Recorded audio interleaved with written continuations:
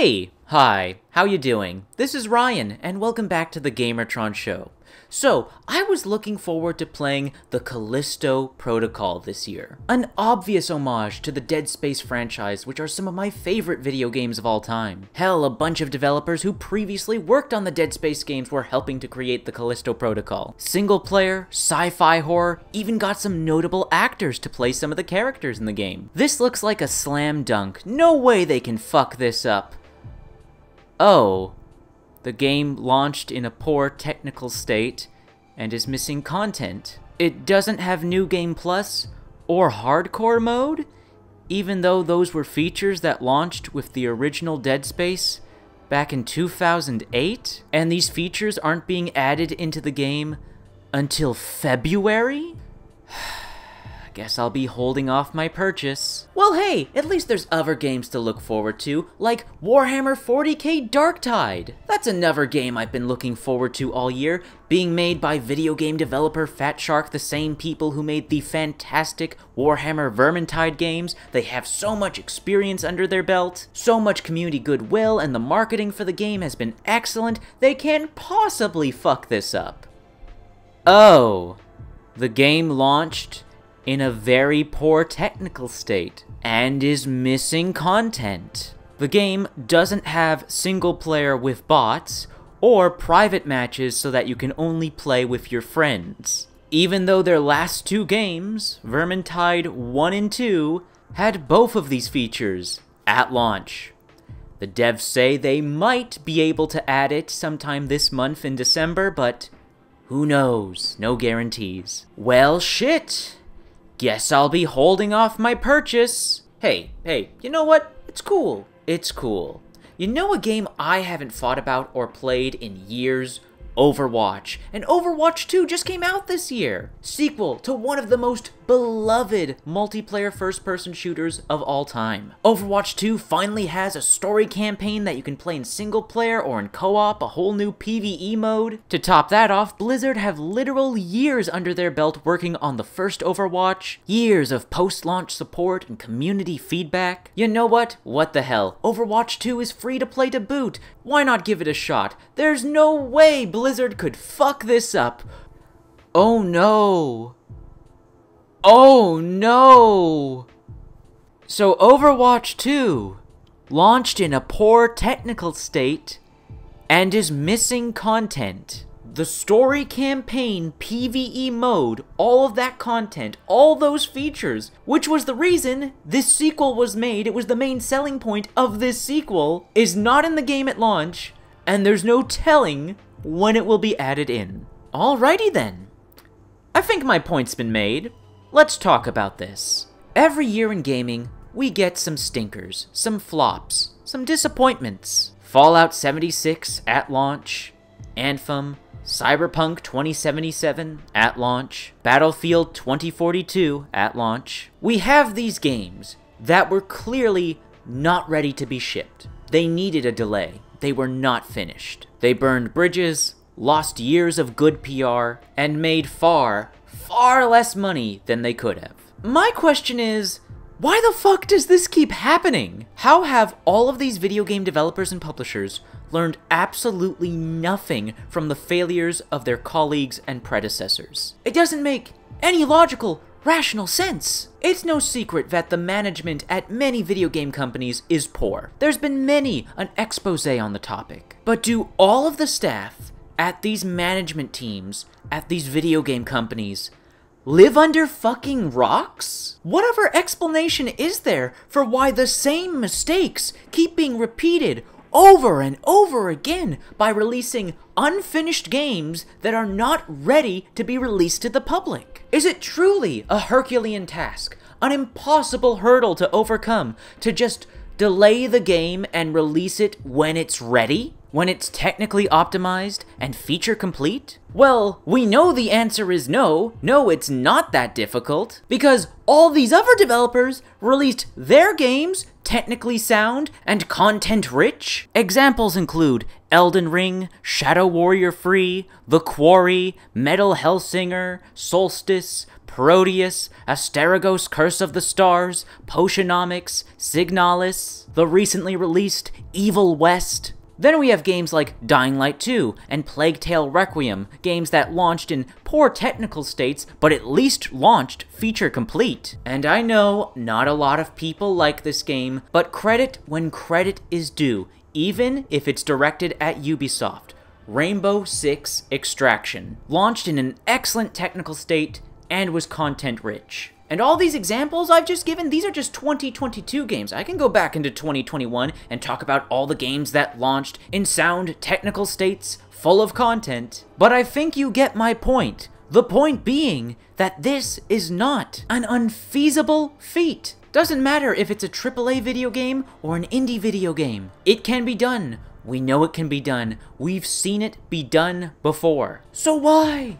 Why? Why the fuck does this keep happening? We have empirical evidence that releasing your video game, no matter if it's AAA or indie, releasing it broken and unfinished makes you lose money. You lose potential customers. Once all the negative reviews and the news reports start trickling in, thousands of people who would have bought the game now aren't buying the game. Some of them may wait months. They may wait years before they end up buying and playing the game. Others are now never going to touch it. The well has been poisoned. First impressions have been soured. And now there are some people who had such a bad time playing your game because of the poor technical state and the lack of content that now they are going to go out of their way to shout and scream onto the internet, telling other people to not buy and play this game. You've lost money, and you've lost potential customers.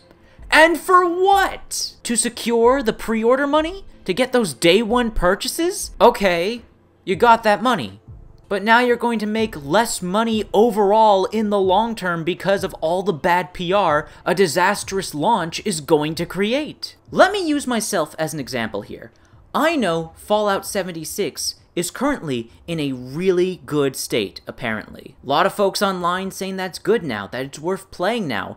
But I'm trepidatious. I saw and heard all the drama surrounding that game, all of its faults and failings, just how bad the launch of that game was. So now I don't feel confident enough to spend my money and make the purchase, even though everyone's saying it's good now, it's better now. The well has been tainted, my first impressions have been poisoned. The same applies to Cyberpunk 2077. I have friends who have played Cyberpunk 2077 swear on their life that the game is good. Internet public opinion has slowly come around these past couple years. Cyberpunk players proclaim that the patches and updates have fixed the game and it's the game it was supposed to be at launch now. However, years later, I'm still trepidatious. The hundreds of montages of the game-breaking, embarrassing, immersion-shattering bugs that the game had at launch are still burned into my brain. They're the first thing that comes to my mind when I think of Cyberpunk 2077. Yet again, my first impressions have been tainted. The well has been poisoned. Sure, maybe one day I will eventually buy and play these games.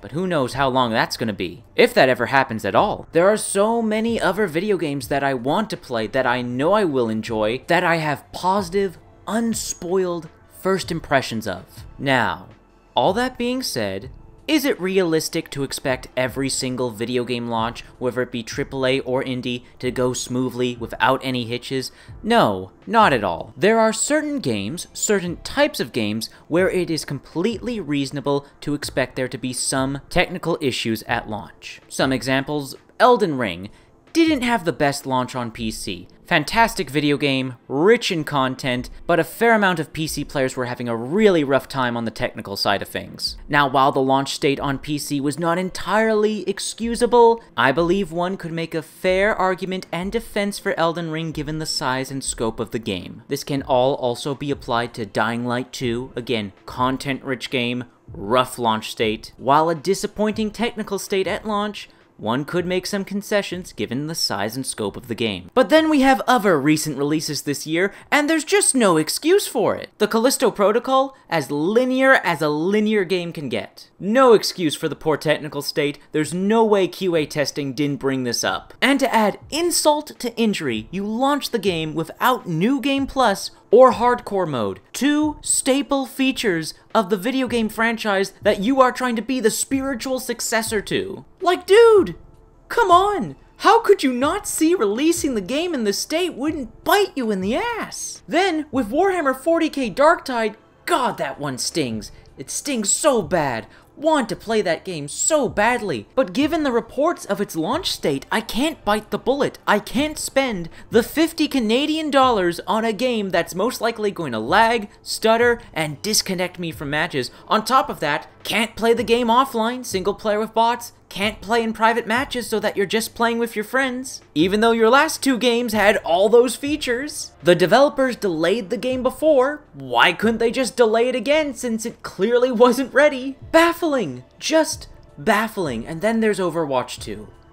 Overwatch 2, such an easy win, such a clear path towards success, and yet Blizzard made every single bad decision they possibly could. It sucks. It really sucks, but I guess I just have to accept, we all have to accept, that this is just going to keep happening. Because apparently, video game developers and publishers don't learn from each other's mistakes. I mean, yeah, it's embarrassing, it's outright childish. I mean, in our children's cartoons, we constantly reinforce to our kids to learn from your mistakes. So the fact that full grown-ass adults are incapable of this it's sad. It's really sad, honestly. However, this is all the more reason to celebrate, to cherish, to praise the video games that get it right at launch. Or at the very least, mostly right. The vast majority of video games that I played in 2022, and hell, you know what, I'll throw in 2021 in there as well, the vast majority of video games that I've played these last couple years have had solid launches, games releasing in a respectable, enjoyable state. So, while we should absolutely criticize video games that release